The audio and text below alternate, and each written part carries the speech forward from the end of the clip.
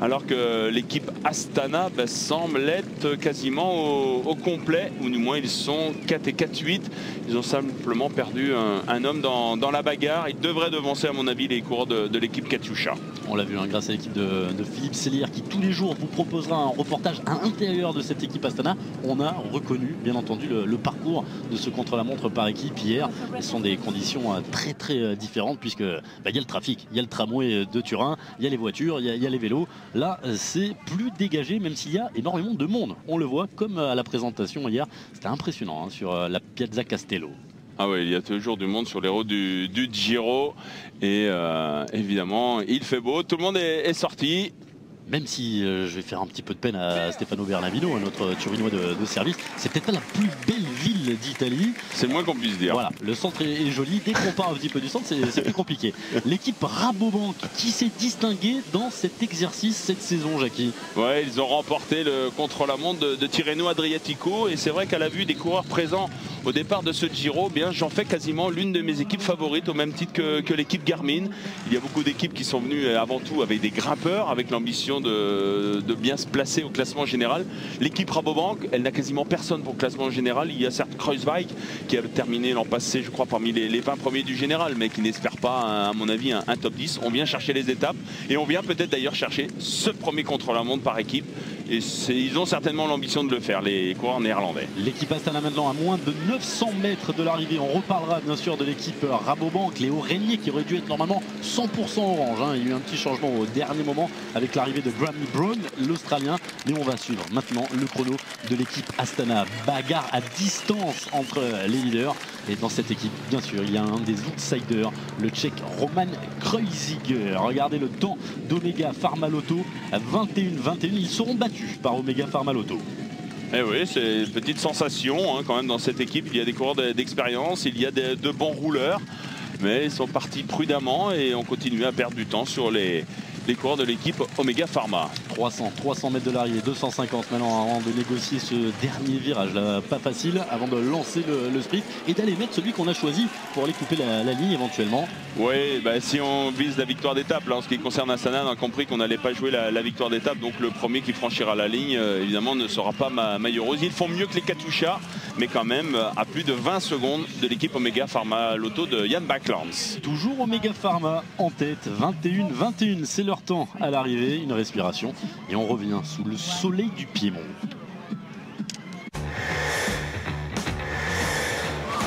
Après il y a le collectif qui peut faire la différence sur les grandes lignes droites avant de retrouver l'arrivée du côté de Turin.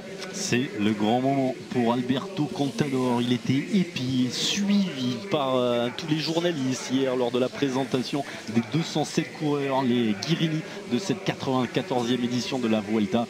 C'est le moment pour Alberto Contador. L'équipe Saxo, est-ce qu'elle peut tout simplement aller chercher le maillot rose dès aujourd'hui ? Oui, pourquoi pas. On sait que l'équipe Saxo Bank aime bien préparer le contre-la-montre. Il a certes à ses côtés Alberto Contador des grimpeurs, mais il y a également des rouleurs. Richie Porte, on le sait, c'est un grand spécialiste du contre-la-montre. Matteo Tossato, l'italien, lui c'est souvent un coureur qui lance les sprints pour les sprinters, donc il est capable vraiment de faire des relais appuyés. Puis Alberto Contador en personne est un des meilleurs rouleurs au monde. Donc Gustov également est un bon rouleur, donc pourquoi pas. Il sait de toute façon qu'il peut déjà prendre un ascendant psychologique sur un certain nombre d'adversaires et prendre une dizaine de secondes sur certains grimpeurs. On n'est pas venu là pour enfiler les colliers de peigné dans cette équipe Saxo. Quand on voit que Richie Porte sera le lieutenant de préférence de Alberto Contador, ça fait envie. On a envie d'avoir un lieutenant comme ça. Oui, Richie Porte qui avait créé Lance Ascension l'an passé, qui avait vraiment montré qu'il était capable de suivre les meilleurs dans la haute montagne. Il n'était pas prévu initialement au départ de ce Giro et puis au dernier moment. Donc Bjarne l'a convié à ce départ de ce Giro. Il sera évidemment un atout important aux côtés d'Alberto Contador. Alors la perfection n'est pas de ce monde, mais si vous voulez voir un joli numéro dans l'exercice du contre-la-montre par équipe, regardez ce que sont en train de faire les Sky. C'est parfait, hein. Au niveau des passages de relais, c'est fluide. Oui, c'est fluide, mais on voit quand même que certains grimpeurs n'osent pas être vraiment calés dans la roue du coureur qui le précède. C'est toujours un exercice délicat, hein. La petite touchette. Et oui, si on touche un petit peu, il y a eu tout à l'heure quelques coureurs qui ont touché quelques roues, donc évidemment il faut être vigilant, ça se travaille.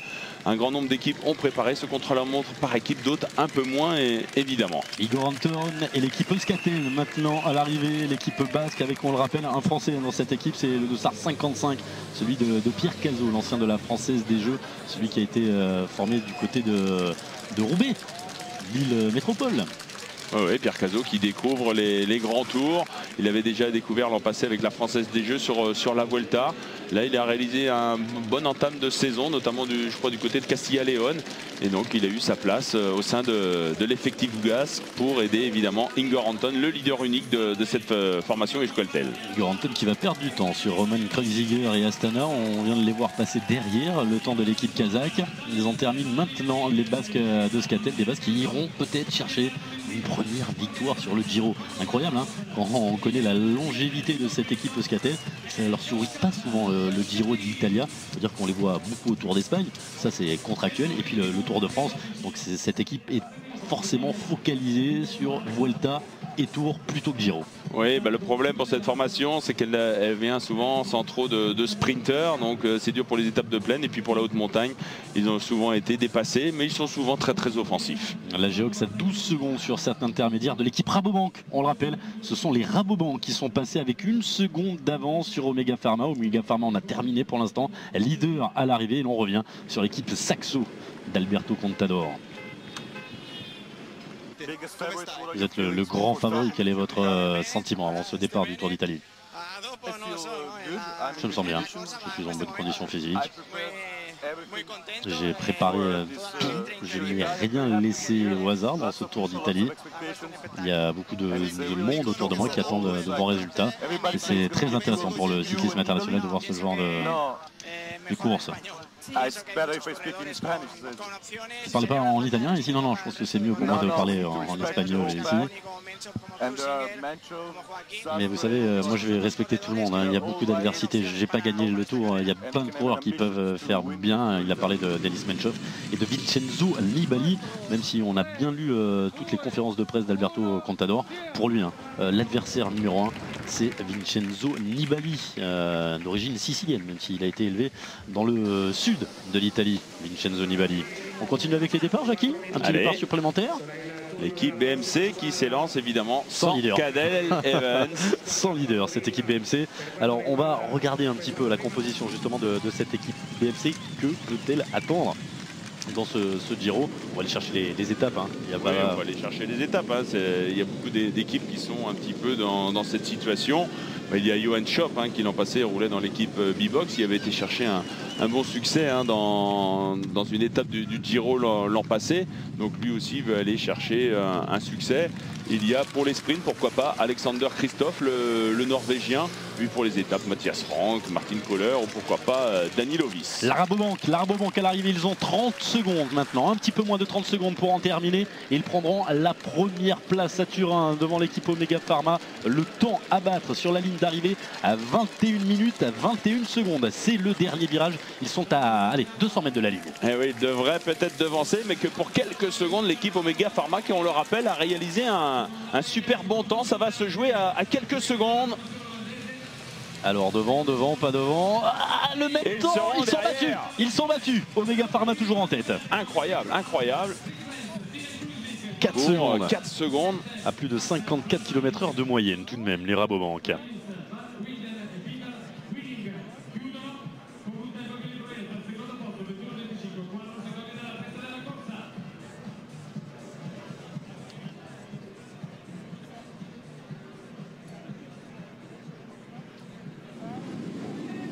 Il y a des écarts, hein, quand on regarde à l'arrivée sur ces 20 km.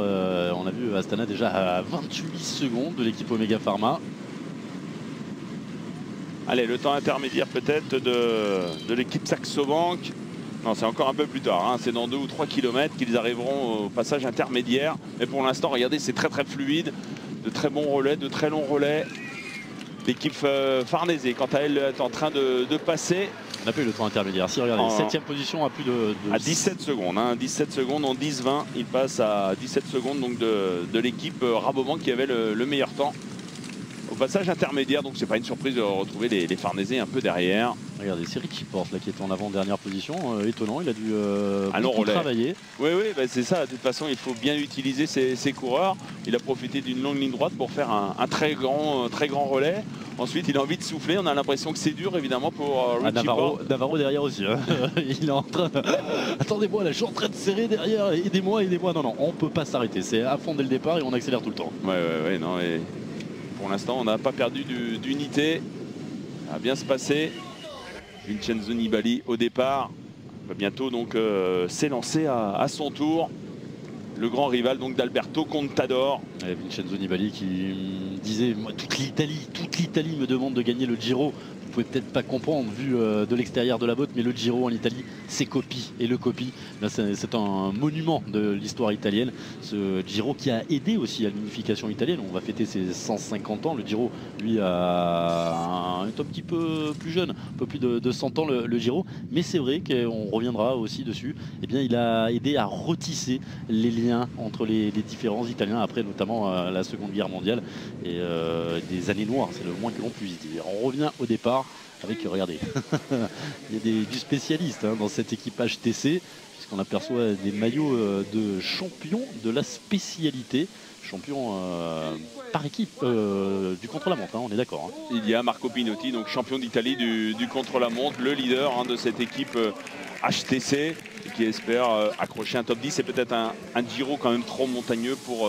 Pinotti, mais on sait que l'équipe HTC aime cet exercice du contre-la-montre par équipe. Il y a 2 ans, ce sont eux hein, qui s'étaient imposés. Mark Cavendish avait été le premier maillot rose. Donc bien évidemment c'est une des équipes favorites. Il y a 2 ans. Et puis aussi lors de la dernière édition de la Vuelta, un départ par équipe dans les rues de Séville. HTC s'était imposé et Mark Cavendish avait aussi porté le premier maillot des Oro de la dernière édition de la Vuelta. Par contre, petite information ce soir, Jackie, Mark Cavendish, je vous l'annonce tout de suite, ne portera pas le maillot rose. Apparemment, c'est ce qui est prévu. C'est vrai que dans toutes les formations, surtout celles qui jouent la victoire d'étape, on se met un peu d'accord avant le départ pour dire qui franchira la ligne le premier. Du côté des HTC, il semblerait qu'on ait désigné Marco Pinotti, le moteur un petit peu de cette équipe HTC, pour franchir la ligne le premier. S'il veut être maillot rose, évidemment, il faudra devancer les meilleures équipes. Pour l'instant, la meilleure équipe sur la ligne, c'est l'équipe Omega Pharma. Attention à l'équipe Sky qui était également dans les temps hein, de Rabobank, qui était dans les temps d'Omega Pharma Lotto. Mais regardez, ça va être compliqué. Ils seront derrière les Omega Pharma. Ils sont battus. Gros numéro hein, de l'équipe Omega Pharma. Il va falloir aller les chercher maintenant. L'équipe Sky sera battue sur la ligne d'arrivée. L'équipe de Thomas Löfquist. Impressionnant ce qu'ils ont réalisé. Avec un chrono assez régulier, hein. On l'a vu, le Rabobank a craqué dans la deuxième partie, la partie véritablement à l'intérieur de la capitale du Piémont, à l'intérieur de Turin. 15 secondes de retard et encore une belle moyenne à plus de 53 km/h sur la ligne d'arrivée. N'hésitez pas hein, à poser vos questions à Jackie Durand tout au long de ce Giro. Ce que je vous propose pour aujourd'hui, vous allez sur la page de garde du cyclisme sur le site eurosport.fr. Vous allez voir, il y a un article de présentation de Laurent Vergne.